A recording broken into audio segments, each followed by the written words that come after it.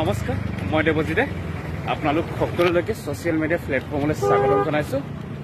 এই মুহূৰ্তত আছে মোৰ এজন বন্ধু বিশ্বনাথ চাৰিআলিত ঘৰ, একেবাৰে বিশ্বনাথ ঘাটৰ সন্মুখত ঐতিহাসিক যি বিশ্বনাথ ঘাট। এইটো আচলতে বিশ্বনাথ ঘাটটো আপোনালোকে শুনিছে। বিশ্বনাথ ঘাটৰ ব্ৰহ্মপুত্ৰৰ সিপাৰে কি আছে? কাজিৰঙা নেশ্যনেল পাৰ্ক ন। তোমাৰ এতিয়া এটা টুৰিষ্ট প্লেচ হয়। একচুৱেলি বিশ্বনাথ ডিষ্ট্ৰিক্টৰ লগতে আমাৰ তেজপুৰ শোণিতপুৰ ডিষ্ট্ৰিক্টৰ আগতে শোণিতপুৰ ডিষ্ট্ৰিক্টত আছিলে। গতিকে এতিয়া বিশ্বনাথ ডিষ্ট্ৰিক্ট ছেপাৰেট হ'ল। বিশ্বনাথ ডিষ্ট্ৰিক্টৰ এটা টুৰিষ্ট প্লেচ হৈছে বিশ্বনাথ ঘাট। গতিকে এই মোৰ বন্ধু হয় ৰাজীৱ চৌধুৰী, তাৰ নাম। মোৰ বন্ধু হয় আৰু মোৰ ৰুমত আছিলে একচুৱেলি। আজি মই তাক থ'ব আহিছোঁ ট্ৰেইন ষ্টেচনত। তাই ঘৰলৈ বুলি যাব, তো থ'ব আহিছোঁ। ভালকে যাবা।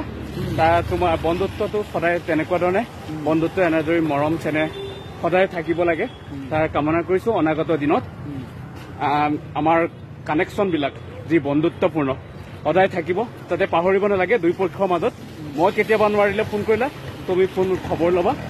গতিকে এনেদৰে গোলাঘাট ডিষ্ট্ৰিক্ট আৰু বিশ্বনাথ ডিষ্ট্ৰিক্টৰ মাজত বন্ধুত্ব গঢ়িব লাগিব।